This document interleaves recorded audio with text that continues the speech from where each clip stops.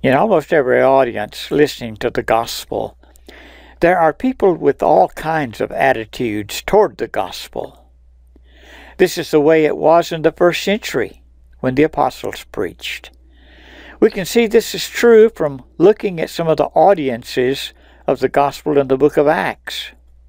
There was Felix in Acts 24, who listened to Paul reason on righteousness, self-control, and judgment to come, and his response was indifferent. There was the audience who listened to Stephen laying open the sins of the people, but they didn't like what they heard, and so they stoned the messenger. And then there's the audience on the day of Pentecost in Acts 2, who listened to that first gospel sermon from Peter. They were cut to the heart and were very receptive to the message, and some 3,000 of them obeyed the gospel that day. Perhaps in Acts 10, we have the setting for what might be called the ideal audience. It's the story of Cornelius and him sending for Peter to tell them words whereby he might be saved. When Peter arrived, he found that Cornelius was ready. Cornelius said, "Now therefore we are all present," because Cornelius had invited his family and his friends to come and meet with him to hear the words of life from Peter. He said, "We are all present." We noticed that they were prompt. Peter didn't have to wait for any latecomers to get there. The family and friends were already gathered, ready to listen to words of life. And in the third place, we notice that Cornelius said, "We are all present."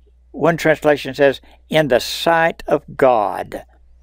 They realized that they were in the presence of God Himself to hear God's Word, and so it was a very reverent audience.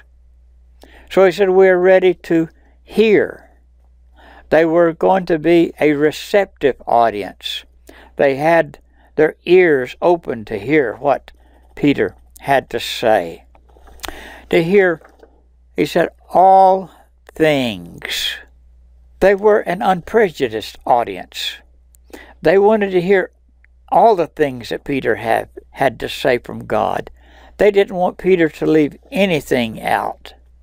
Paul had made mention in Acts 20 how that sometimes their audiences liked to have their ears tickled and wanted to hear just what they wanted to hear. Cornelius said, "Now therefore we are all present before God to hear all the things commanded you by God." You see, it was still a discriminating audience, for they were not interested in Peter's opinions or what Peter had to say about civil affairs, but they wanted to hear words from God Himself. God had said of Jesus, "This is my beloved Son, hear ye Him." So on this occasion, both the preacher and the audience were ready for the service. Sincere people respond and obey the gospel and become a part of God's church when they have a heart receptive like this. Well, what did Peter preach on this occasion? His message is recorded in verses 36 through 42. And Peter preached Jesus and what Jesus had commanded. He preached that Jesus is the source of eternal salvation to all who obey Him. And Cornelius and his family and friends become the first recorded Gentile Christians.